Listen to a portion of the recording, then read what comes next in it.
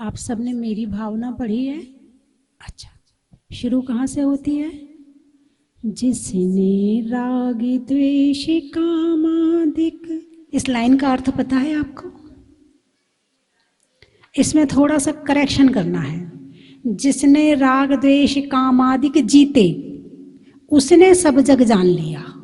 उसने शब्द और जोड़ना है। हालांकि जो छंद है उसके हिसाब से उसने नहीं लगेगा, लेकिन जब उसका अर्थ निकालेंगे तो लगेगा।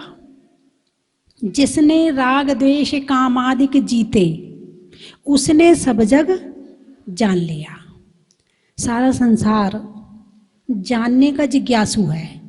ये क्या है? छोटा सा बच्चा होता है, ये क्या है? ये कौवा है। ये क्या है? ये कोयल है। ये क्या है? ये कबूतर है। ये क्या है? ये दाल है। ये क्या है? ये रोटी है। एक एक चीज को पूछता है, ये कौन है? ये कैसा है? ये क्यों है? जिज्ञासा। जिज्ञासा क्यों उठी? क्योंकि हमारे अंदर ज्ञान है।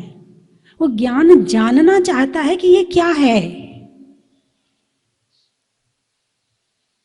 और इस जानने के लिए आज सारी दुनिया में कितना प्रचार प्रसार हो रहा। अखबार क्या है? अखबार में क्या आता है? जानकारी। लंदन में क्या हुआ, अमेरिका में क्या हुआ, चीन में क्या हुआ, दिल्ली में क्या हुआ, बंबई में क्या हुआ, उस नेता का क्या हुआ, वहां कौन सी घटना घटी, वहां खेल खेला गया तो कौन हारा, कौन जीता। जानकारी। न्यूज क्या है? जानकारी। आपस में बात क्यों करते हो? कि तुम्हारी जानकारी हमें मिले और हमारी जानकारी तुम्हें मिले। हमारे जीवन में क्या हो रहा है तुम्हें पता चले, और तुम्हारे जीवन में क्या हो रहा है हमें पता चले। यही है ना, जिसने राग द्वेष कामादि के जीते, उसने सब जग जान लिया। आप न्यूज से कितनी जानकारी ले सकते हैं? आप अखबार से कितनी जानकारी ले सकते हैं? कई लोग तो पागल हैं अखबार के पीछे। एक नहीं, तीन तीन अखबार पढ़ते हैं, चार चार अखबार पढ़ते हैं। इसमें जानकारी नहीं होगी तो उसमें नहीं मिल जाएगी, उसमें नहीं होगी तो उसमें मिल जाएगी। चार चार अखबार पढ़ते हैं, फिर भी बेचारे अधूरे रह जाते हैं। क्योंकि संसार में अखबार कितने होंगे? राजस्थान में कितने होंगे, जयपुर में कितने होंगे, पूरे भारत में कितने होंगे, फिर पूरे देश में कितने होंगे, फिर पूरी दुनिया में कितने होंगे? सारे पढ़ पाओगे? नहीं ना। एक राजा था, उसने कहा कि मुझे बहुत सुंदर चित्र बनवाना है। तो सारे चित्रकारों में दो चित्रकार सामने आए। एक कमरे की, एक इधर की दीवार, एक इधर की दीवार, दोनों को दी गई। 6 महीने का टाइम दिया गया। बोले आप लोग सुंदर चित्र बनाओ, और बीच में पर्दा लगा दिया गया। जब चित्र बन जाएगा तब मैं आके देखूंगा। एक चित्रकार ने खूब सुंदर चित्र बनाया, रंग भरे, पेंटिंग करी, ये किया वो किया, बहुत मेहनत करी। दूसरे चित्रकार ने केवल एक काम किया, उसने जो पत्थर था ना उसकी बढ़िया घिसाई करी, बिल्कुल शीशे की तरह चमका दिया। 6 महीना पूरा हुआ, पर्दा खोला गया, राजा आया। क्या हुआ होगा आपको पता है? सुंदर चित्र कौन सा था? कौन सा था? जो चीज सामने ज्यादा अच्छी नहीं लगती वो फोटो में भी अच्छी लगती है, वो कैमरे में ज्यादा अच्छी लगती है। और जब पर्दा खोला तो जिसने चित्र बनाने में मेहनत की थी उससे ज्यादा अच्छा चित्र उस घिसाई करने वाले का था। तो जिसने राग द्वेष कामादिक जीते, जिसने राग द्वेष कामादिक को जीत लिया, उसे केवल ज्ञान हो गया। और जिसे केवल ज्ञान हो गया, सारे लोक को जानना उसकी आत्मा में अपने आप हो गया, कुछ करने की जरूरत ही नहीं है। सारी दुनिया को जाना, रिजल्ट 0। खुद को जाना, रिजल्ट पूरा। लेकिन हो क्या रहा है? खुद को छोड़ के बाकी सारी दुनिया को जान रहे हैं। तो केवल ज्ञान। सिद्ध भगवान को क्या प्राप्त है? केवल ज्ञान। जिसने राग द्वेष काम आदि के जीते उसने सब जग जान लिया। यदि जानने लायक कोई चीज है संसार में तो वो है हमारी अपनी आत्मा, हमारा अपना ज्ञान। जिस ज्ञान से हम दुनिया को जान रहे हैं उस ज्ञान को तो जानो। ये ज्ञान है क्या? उस ज्ञान को छोड़ के बाकी सारी दुनिया को जानते हैं। अगला है केवल दर्शन। भगवान जब दर्शनावरणी कर्म का नाश करते हैं तो उन्हें किसकी प्राप्ति होती है? केवल दर्शन की। पहले कर्म का नाम है ज्ञानावरण, दूसरे कर्म का नाम है दर्शनावरण। दर्शनावरण चक्षु दर्शन, अचक्षु दर्शन, अवधि दर्शन, केवल दर्शन। तो चक्षु अचक्षु से अभी हमारा दर्शन चल रहा है। आप हमें आंखों से देख रहे हैं? अरे बोलिए ना, देख रहे हैं ना? ये चक्षु दर्शन है। आपको यहाँ कर सर्दी गर्मी महसूस हो रही है तो आंख के अलावा अन्य इंद्रियों से जो जानकारी होती है उसको कहते हैं अचक्षु दर्शन। क्या कहते हैं उसे? अचक्षु दर्शन। अवधि दर्शन, जिसको अवधि ज्ञान होता है उसको अवधि दर्शन होता। अवधि ज्ञान नहीं है इसलिए अवधि दर्शन है ही नहीं है। लेकिन अगला है केवल दर्शन। तो जब पूर्ण दर्शनावरणी कर्म का नाश हो जाता है तो केवल दर्शन होता है, और जब थोड़ा थोड़ा क्षयोपशम होता है तो आंखों से देखते हैं। किसी किसी की आंखें में खराबी आ जाती है, दिक्कत हो जाती है। कौन से कर्म के उदय में? दर्शनावरणी कर्म के उदय में आंखों में दिक्कत आती है अथवा अन्य इंद्रियों में दिक्कत आती है।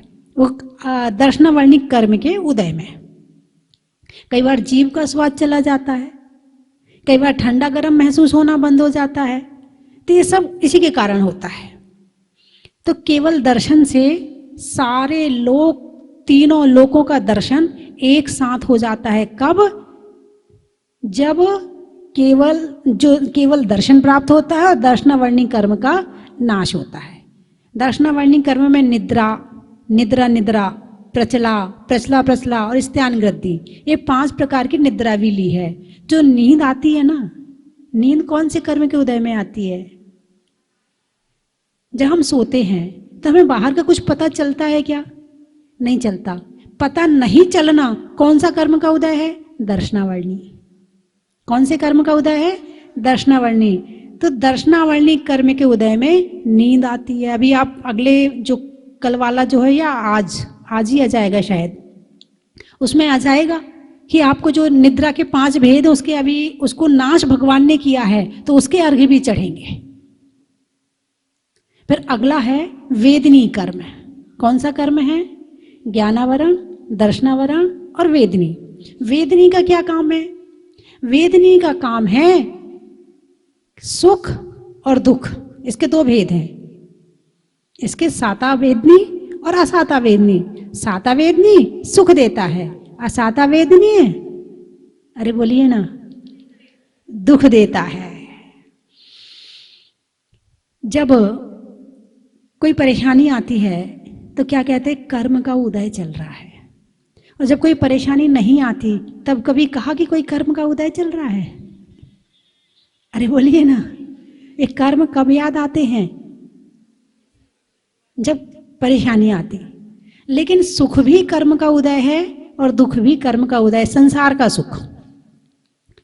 का सुख भी कर्म के उदय में मिलता है और दुख भी कर्म के उदय में मिलता। बस इतनी बात है कि हमें दुख में याद आता कि कर्म है, सुख में याद नहीं आता।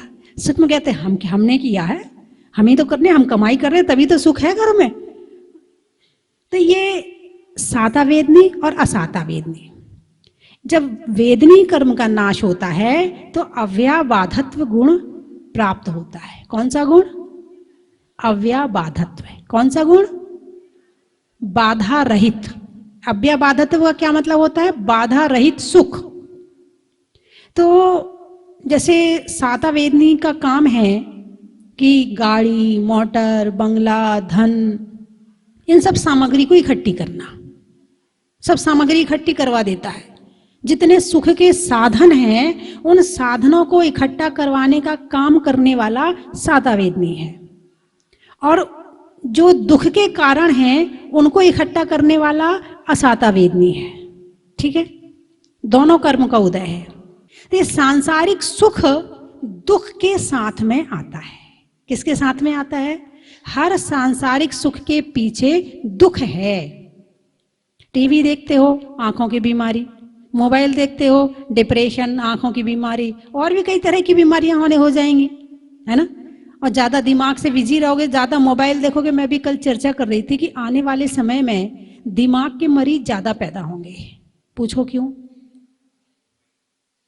पूछो क्यों? अब आपने बोल तो दिया। आजकल का व्यक्ति एक सेकंड के लिए माइंड को फ्री नहीं छोड़ता है। सारी मशीनों को आराम चाहिए, ऐसे इस दिमाग को भी आराम चाहिए। जैसे अपने काम से फ्री होगा तुरंत मोबाइल लेके बैठ जाएगा। अभी भी कुछ लगे होंगे, अब पता नहीं यहां लगे कि नहीं लगे, प्रवचन के बीच में भी उनका मोबाइल चलता रहता है। नहीं, आपकी बात नहीं कर रहे, आप नहीं देख रहे हैं। जो आजकल के जवान है, मंदिर आएंगे, यदि मंदिर में परिवार वाले माला फेरने बैठ गए, उन्हें माला तो फेरनी नहीं है, बस उन्होंने तो कहा था साथ में चलना है तो चलो, हाथ जोड़े और बैठ गए। उन्हें यही नहीं पता कि पूजा भी करनी है, उन्हें यही नहीं पता माला फेरनी है, उन्हें यही नहीं पता यहाँ बैठ के चालीसा पढ़ना है कि दर्शन स्तुति पढ़नी है। कोई संस्कार बचपन से मिले नहीं है। माता पिता इतना चाहते हैं, बच्चों को इतना चाहते हैं, इतना चाहते हैं कि उस चाह में संस्कार नहीं देते हैं। और जब संस्कार नहीं देते, बड़े होते हैं तो मंदिर जाने तैयार नहीं होते। इतना प्यार मत करो कि उनके भविष्य को बिगाड़ दो। बच्चे जो कहें जरूरी नहीं है कि उनकी बात पूरी की जाए। तुम्हें जो संस्कार देना है, कैसे देना है, ये तुम्हारा ज्ञान काम करेगा। तो मंदिर में मान लो माता, उन्हें तो पता है, उनके माँ बाप ने संस्कार दिए, उन्हें पता है कि मंदिर में क्या करना है, वो करने बैठ जाती हैं। बच्चों से कहती नहीं है तो बच्चे अपने मोबाइल चलाने बैठ जाते हैं, मंदिर में भी मोबाइल चलाने बैठ जाते हैं। तो एक सेकेंड के लिए भी दिमाग फ्री नहीं है आजकल के लोगों का। और शरीर की जिस मशीन से सबसे ज्यादा काम लोगे, वो उतनी जल्दी खराब हो जाएगी। आने वाले समय में दिमाग के मरीज सबसे ज्यादा होंगे, क्योंकि मोबाइल देखने में अकेले दिमाग नहीं, हाथ भी लगता है, आंख भी लगती है, गर्दन भी लगती है। तुम किसी के सामने सिर झुकाओ ना झुकाओ, मोबाइल के सामने तो सिर झुका के बैठते हो। अरे बोलिए ना। फिर जब ज्यादा सिर झुकाते हो तो क्या होता है?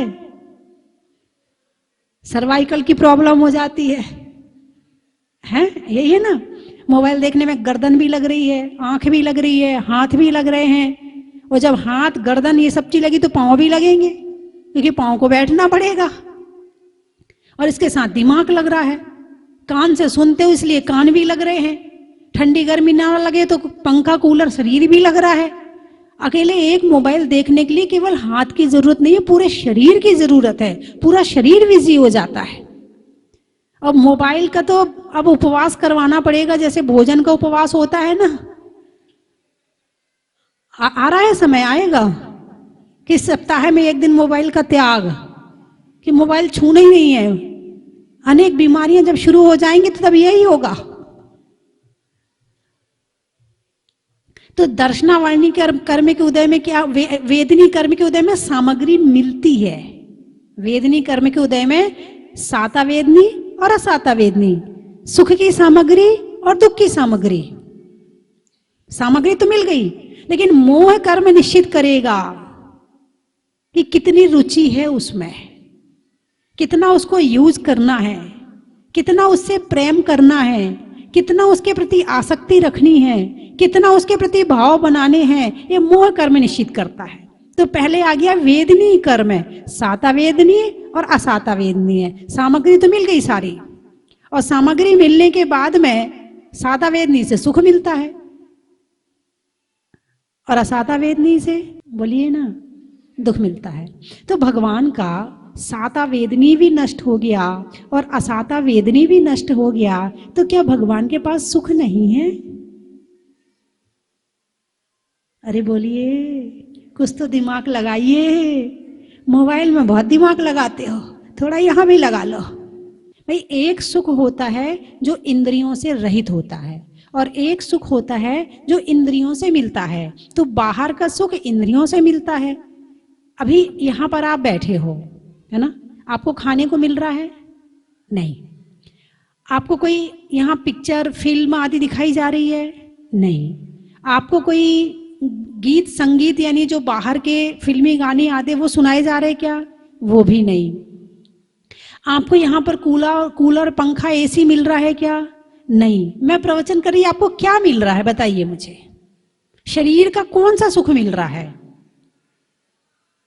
शरीर के कौन से हिस्से में सुख मिल रहा है? आंख में कि कान में कि नाक में कि भोजन का कौन सा सुख मिल रहा है यहां पर आपको? आत्मा का सुख मिल रहा है। इसमें शरीर की जरूरत नहीं है और सुख मिल रहा है। जब प्रवचन सुनने में इतना सुख है तो आत्मा के ध्यान में कितना सुख होगा। और जब आत्मा के ध्यान में इतना सुख है तो कर्म रहित सिद्ध भगवान का कितना सुख होगा। और उनका अपना सुख, यहाँ जो संसार का सुख है बाधा सहित है। लाइट चली गई, बाधा आ गई बीच में, क्या? लाइट गई, बाधा आ गई। लाइट आई, सुख शुरू हो गया। बोल रहे हैं तो सुख, नहीं बोल रहे हैं। धन है तो सुख, नहीं है तो दुख। गर्मी है, एसी है तो सुख, नहीं है तो दुख। जो चीज खाना है मिल गया तो सुख, नहीं मिला तो, अरे बोलते जाइए ना, दुख। आधा मैं बोलूंगी, आधा आप बोले तो दुख। आप सोएंगे नहीं, आपको नींद नहीं आएगी फिर, ठीक है ना। तो जो सुख और दुख है ये बाधा सहित है। कैसा है? बाधा सहित है। लेकिन जब वेदनी कर्म नष्ट हो जाता है तो सांसारिक सुख तो जरूरत ही नहीं है। शरीर है तो बाहर के सुख की जरूरत है। जब शरीर ही नहीं है तो बाहर का सुख है ही नहीं है, फिर कौन सा सुख बचा? अव्याबाधत्व, बाधा रहित सुख। भगवान के सुख को कोई बाधा नहीं पहुंचा सकता। तुम्हारे सुख में तो तुम बढ़िया सज धज के शादी में जाने तैयार हुए, बढ़िया तैयार के आज मजा आएगा शादी में, पता चला किसी ने कुछ कह दिया, लो हो गया दुख। आंखों से आंसू बहने लगे, तुम्हारा सजना धजना बेकार हो गया। इतनी मेहनत करी थी, इतनी तैयारी करी थी शादी में जाने की, सारा खत्म हो गया। कोई विशेष रिश्तेदार के यहाँ जा रहे हो, पता चलेगा वहां मुझे सोने की चैन मिलने वाली है, तो मन में थोड़ा सा अच्छा लग रहा है, वहां जाऊंगा ना सोने की चैन मिलेगी, और नहीं मिली तो क्या हुआ? दुख हो जाएगा। तो संसार का सुख बाधा सहित है। कैसा है? बाधा सहित है। लेकिन आत्मा का, सिद्ध भगवान का सुख बाधा रहित है, क्योंकि उनके वेदनी कर्म का नाश हो गया है। इतना समझ में आया? अगला कर्म है मोहनीय, सबसे अच्छा कर्म। 8 कर्मों में सबसे अच्छा कर्म कौन सा है? जोर से बोलिए ना। देखो, ज्ञानावरण, अज्ञान, दर्शनावरण देखने नहीं देता। वेदनी सुख के साथ दुख भी है, इसलिए ये भी अच्छा नहीं है। लेकिन मोहनी तो अच्छा है ना। अरे जोर से बोलिए ना। सबसे अच्छा कर्म कौन सा है? सबसे खराब कर्म मोहिनी है। आपको कैसे पता चला? ओहो, बड़े ज्ञानी लोग बैठे हैं, इन्हें ये पता है कि मोहिनी कर्म सबसे खराब है। अभी तो कुछ लोग कह रहे थे सबसे अच्छा कर्म है। अब आप कहोगे माता जी आप कहलवा रही थी, मैं तो आपकी परीक्षा ले रही थी कि आपको पता है कि नहीं पता है कि मोहिनी कर्म अच्छा है कि खराब है। परीक्षा ऐसे भी तो ली जाती है ना। अब आप मेरा प्रवचन सुन रहे हो तो सुनने वालों की परीक्षा भी तो होनी चाहिए कि ये किस लेवल के हैं। सारे कर्मों का राजा मोह है। यदि मोह है तो सारे कर्मों को बल मिलता है, और मोह नहीं है तो सारे कर्म ढीले पड़ जाते हैं। युद्ध में सेना कितनी बड़ी हो, कितनी लंबी हो, लेकिन यदि राजा मर जाए सारी सेना हार गई। बोलिए हाँ या ना। और राजा जिंदा है, सेना थोड़ी है और युद्ध चल रहा है, तो सेना अभी जिंदा है, जीती हुई है, अभी जीत सकते हैं। लेकिन राजा के मरने के बाद सब खत्म हो जाता है। ऐसे ही कर्मों का राजा है, अरे बोलिए ना, मोहनीय। ये पीली साड़ी क्यों अच्छी लग रही है? कौन से कर्म के कारण? मोहिनी कर्म के कारण। परिवार क्यों अच्छा लगता है? मोहिनी कर्म के कारण। 2 तरह का ज्ञान होता है, एक ज्ञानावरणी संबंधी अज्ञान और एक मोहिनी संबंधी अज्ञान। जो ज्ञानावरण संबंधी अज्ञान है वो बाहर की चीज को जानने नहीं देता है।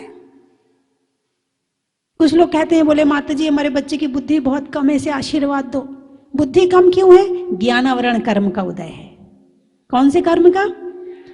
हाँ, उसका क्षेपक्षम कम है, इसलिए वो बाहर की चीज नहीं जान पा रहा है। लेकिन मोहिनी का ज्ञान कैसा है? जानता तो है मगर सही नहीं जानता है। मोहिनी के अज्ञान में क्या होता है? आंखें तो बहुत तेज है, देख तो रही हैं मगर उल्टा देख रही हैं। आंखें तो मिली हैं, जानने की शक्ति तो मिली है, मगर उल्टा जानता है। सांप लटका है, रस्सी समझ रहे हैं, रस्सी लटकी है, सांप समझ रहे हैं। संसार में आप आए थे तो क्या लेकर आए थे? अरे बोलिए ना। मतलब जो कपड़े पहनते वो साथ में आए थे क्या? नहीं। जो ये सोना चांदी पहना ये साथ में आए थे क्या? नहीं। मकान साथ में आया था क्या? नहीं। दुकान साथ में आई थी? नहीं। कैसे आए थे? बिल्कुल अकेले आए थे। और जाओगे तब खाली हाथ। अच्छा, आपसे एक बात पूछती हूँ, कितने लोग हैं जो गाड़ी से आए हैं? आपकी गाड़ी यहीं खड़ी है, कहाँ खड़ी है? अरे बोलिए ना। बाहर खड़ी है। किसकी गाड़ी है? अभी आपसे कहा जाए इस नंबर की गाड़ी किसकी है, तो क्या कहोगे? अरे बोलिए ना, किसकी है? मेरी है। इस नंबर का मकान किसका है? मेरा है। ये बच्चा किसका है? मेरा है।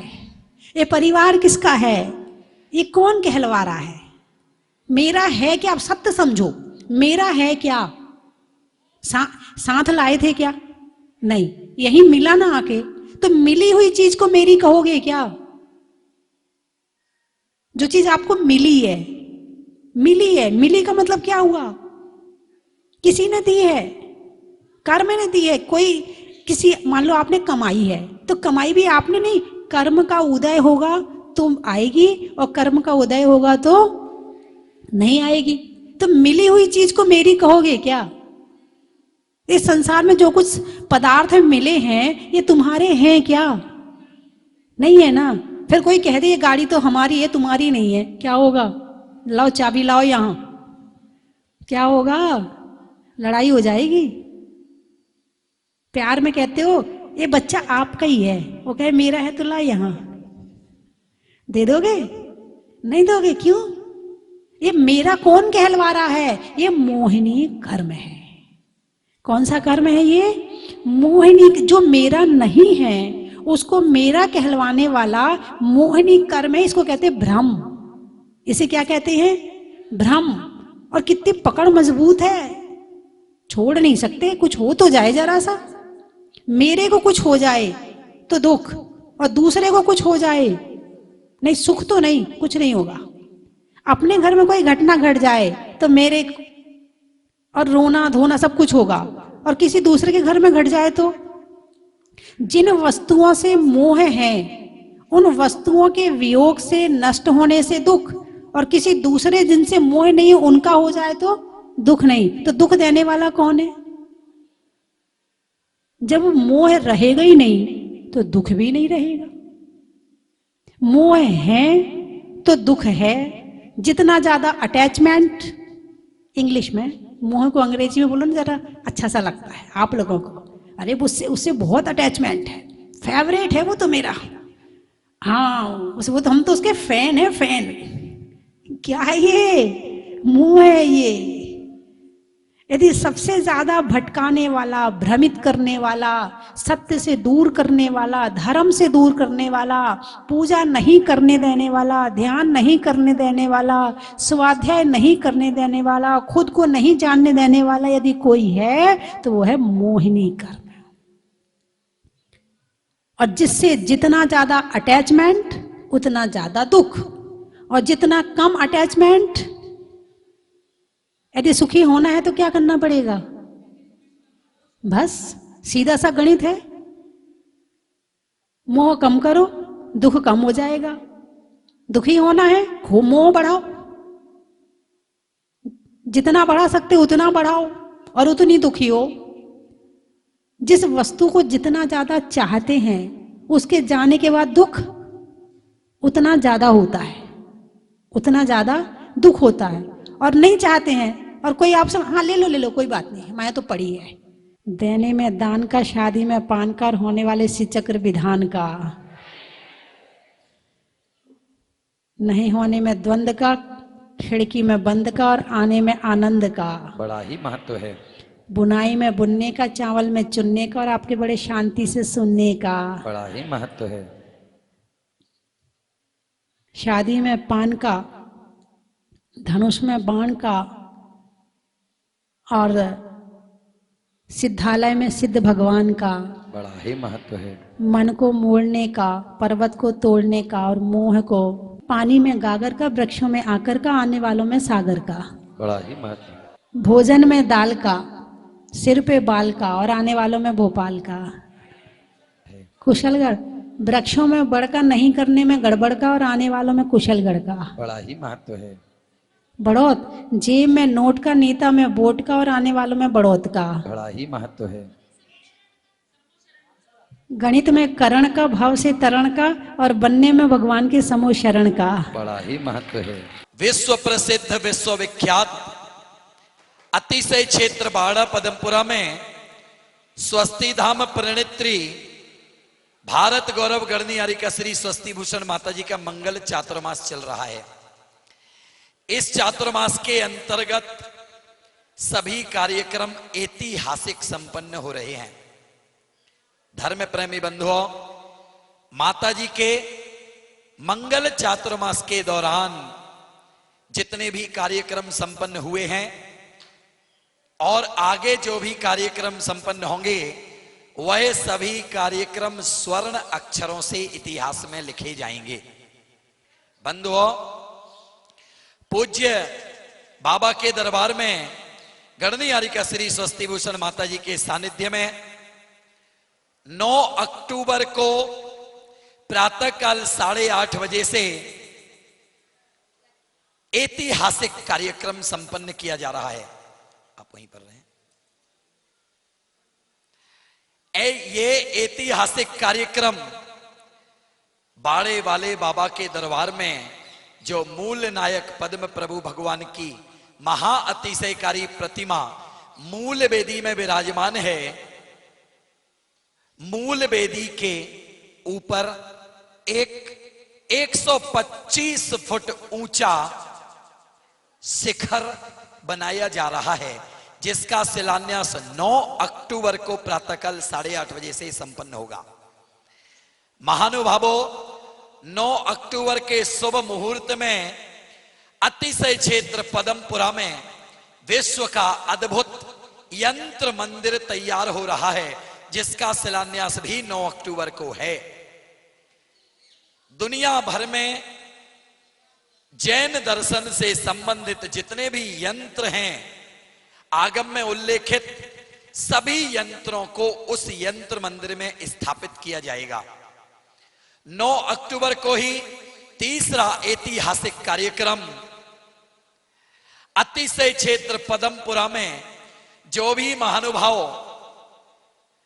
रहने का अथवा अल्पकालिक रहने का मन बना रहे हैं, उनके लिए 1 BHK 2 BHK फ्लैट तैयार हो रहे हैं।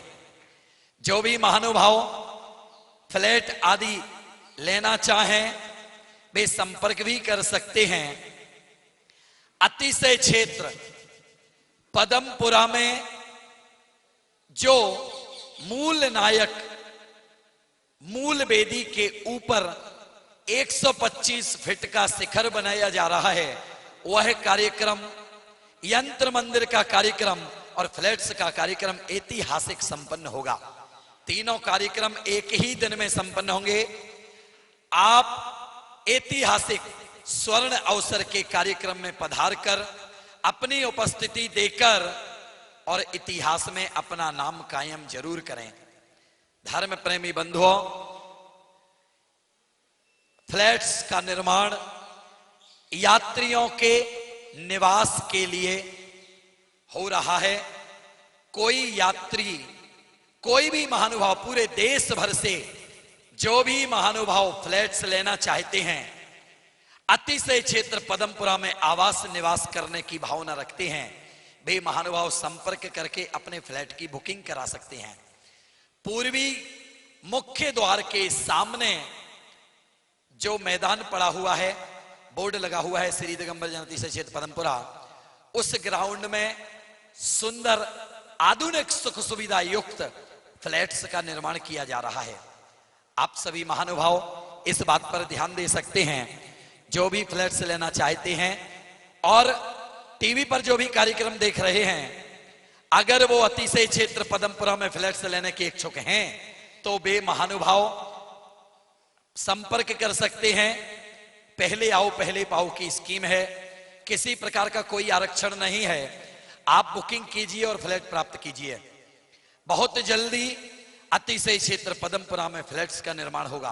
परम सौभाग्य का दिवस है कि आज शनि ग्रह अरिष्ट निवारक श्री मुनि सुब्रतनाथ भगवान का साक्षात हमें अभिषेक देखने को मिला, शांति धारा देखने को मिली। और आपको ज्ञात होगा कि तीर्थ भारतीय संस्कृति के प्राण होते हैं, ये अंतस चेतना के संवाहक होते हैं। तीर्थों की रचना करनी नहीं पड़ती, ये तो संतों की साधना भक्तों की आराधना से निर्मित होते हैं। जब भक्तों की मन में भक्ति का श्रद्धा का सैलाव उमड़ता है तो उनके तन मन धन के भंडार स्वयं उद्घाटित हो जाते हैं। और ऐसे व्रत तीर्थों का जो ऐतिहासिक हैं, विश्व में जिनकी छटा और दिग दिगंतर जिनकी कीर्ति फैला रही है, ऐसे तीर्थों का निर्माण हो जाता है। ये सब संतों की साधना का ही सुफल है।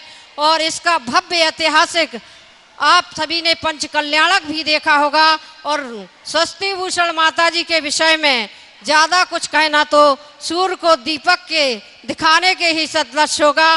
माता जी का सरल स्वभाव और उनकी काव्यगत लेखनी सभी को पढ़ने से ही विदित होगी।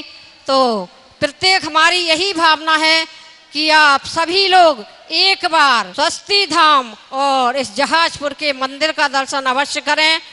और हमारी कि यहाँ से यही शिक्षा लेके जाएं कि प्रत्येक व्यक्ति के आचरण में अहिंसा, उसके विचारों में एकांत, वाणी में स्यादवाद और समाज में अपरिग्रहवाद की नींव डले।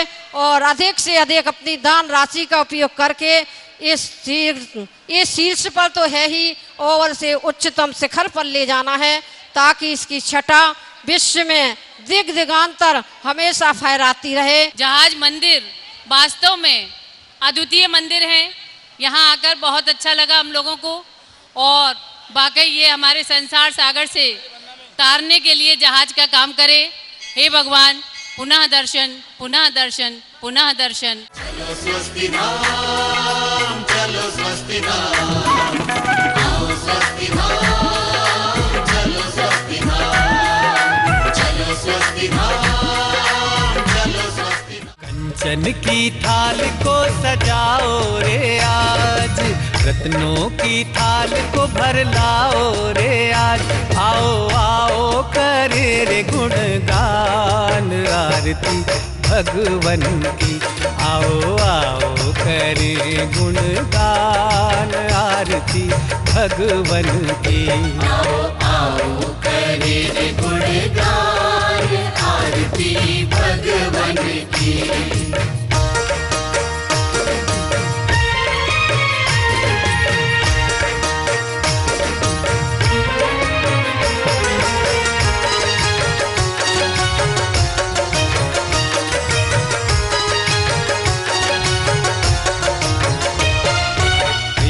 सुमित्र के राज दुलारे, माँ पद्मा जी के नैनों के तारे।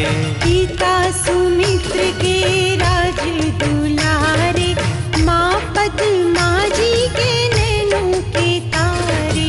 राजगृही में जन्म लियो आप। परम विदुषी लेखिका गणिनी आरिका रत्न श्री 105 स्वस्ति भूषण माता जी, जिन्होंने मात्र 20 वर्ष में 100 से भी अधिक किताबें लिखकर जैन समाज को अनूठा योगदान दिया है। बड़े बड़े विधान जैसे कल्पद्रुम महामंडल विधान, सिद्ध चक्र महामंडल विधान, इंद्रध्वज महामंडल विधान एवं विशेष जनपद, पूजांजलि आदि महत्वपूर्ण साहित्य बहुत ही सरस, सरल व सुबोध शैली में लिखे हैं, जिसमें गद्य एवं पद्य साहित्य भी समाहित है। इन महान साहित्यों को पढ़कर आप भी अपने ज्ञान का विकास कर सकते हैं। साहित्य प्राप्त करने हेतु आज ही संपर्क करें। संपर्क सूत्र 7906062500 9868345768।